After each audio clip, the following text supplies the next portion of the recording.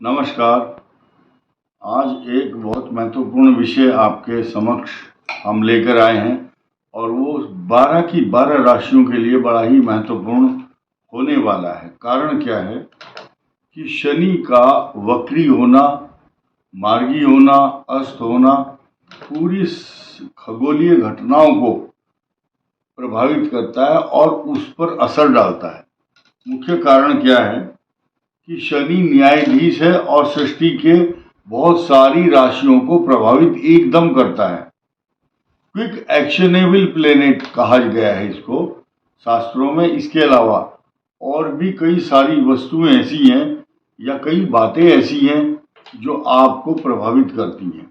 क्या करती हैं? नंबर एक, जब सृष्टि का न्याय करने वाला न्यायाधीश शनि वक्री होता है तो उसके वक्री होने से बहुत सारी हलचल नजर आने लगती है।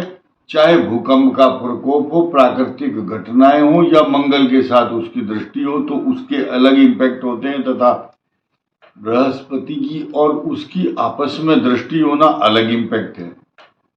अब हम बात करेंगे यहाँ की 12 राशियों पर शनि के वक्री होने का क्या तात्पर्य है, कैसे इसको देखा जाना चाहिए और किन किन राशियों को क्या महसूस होना चाहिए।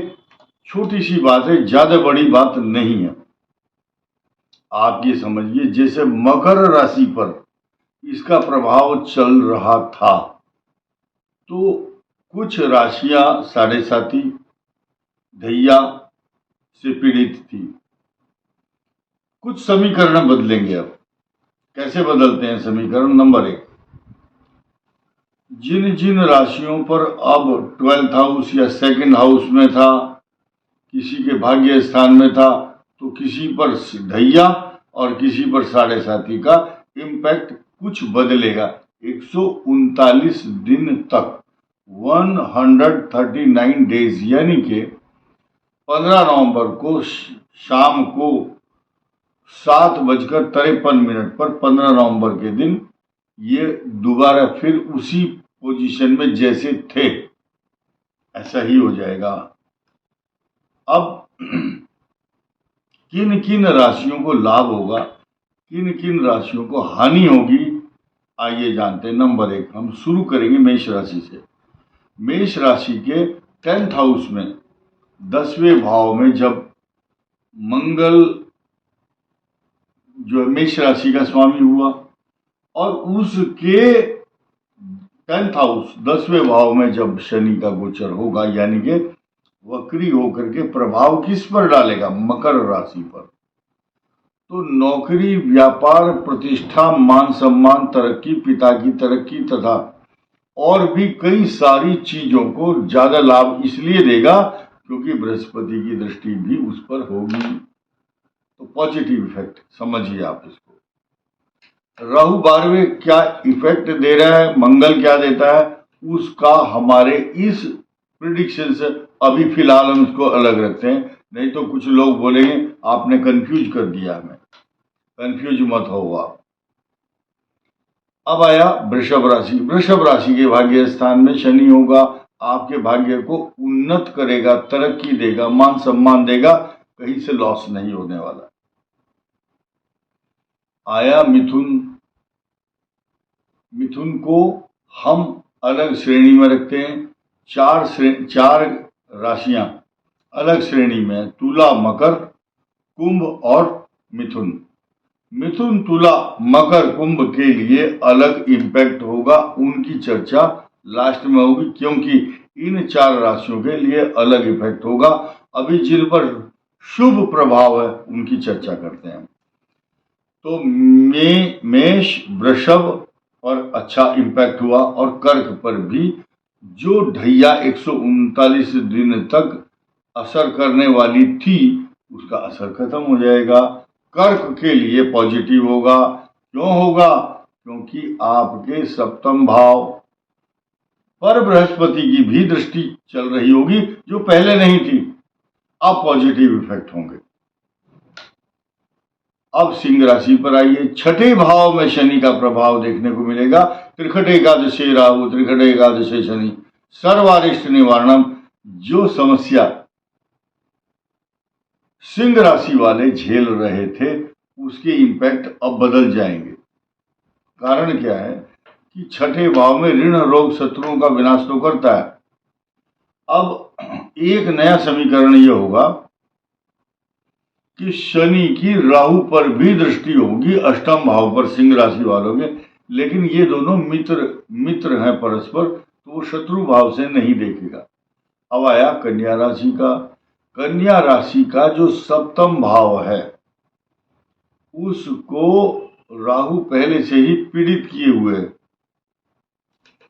शनि की पूर्ण दृष्टि होगी, लेकिन आपके पंचम भाव में शनि आएगा, स्वग्रही होकर के आपकी संतान, विद्या, एजुकेशन और भी कई चीजों को बहुत पॉजिटिव इफेक्ट देगा।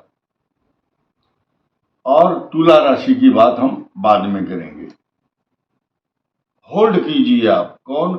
मिथुन, तुला, कुंभ और मकर, इन चार को अभी होल्ड करना। 1 मिनट रुक जाइए आप।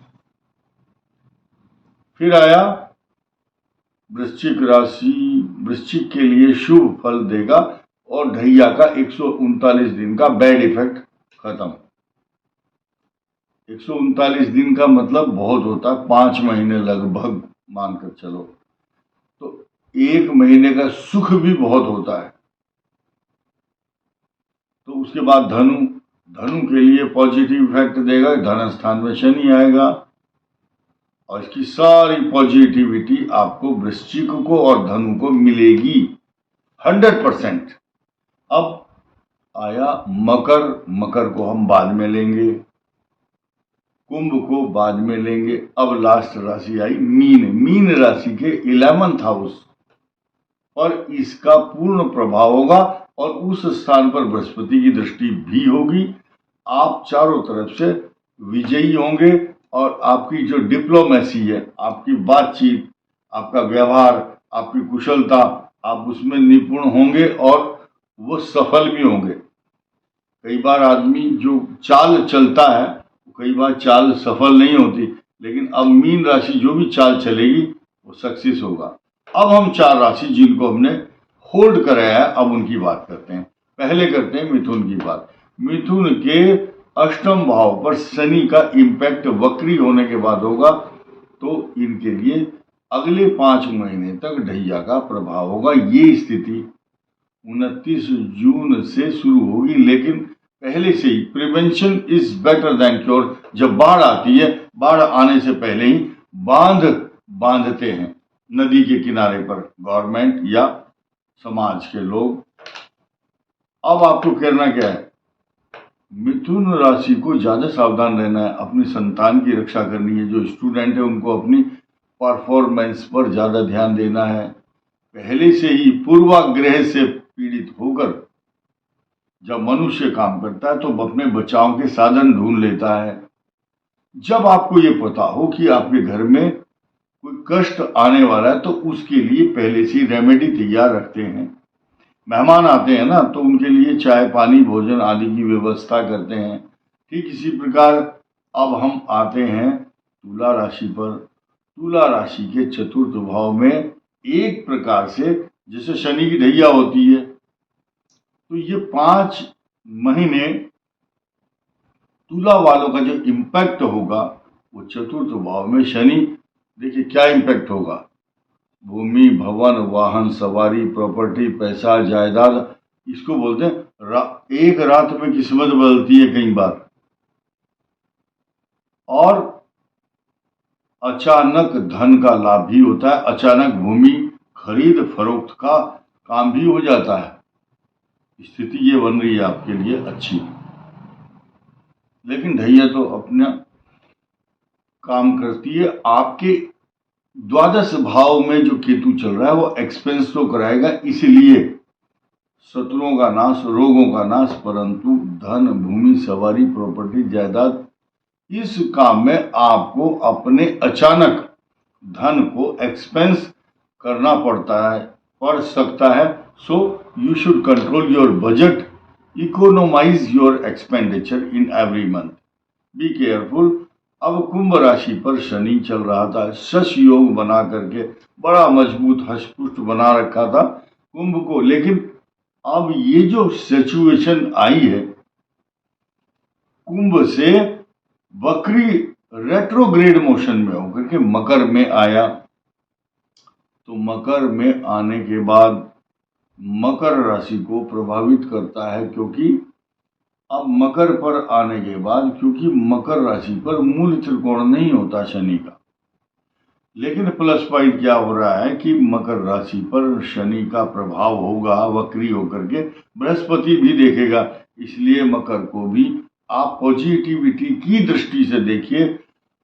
डराने का कोई उद्देश्य हमारा नहीं कि आपको हम डराएं, भ्रमित करें, नहीं जी बस सब खराब हो जाएगा, ऐसा नहीं है।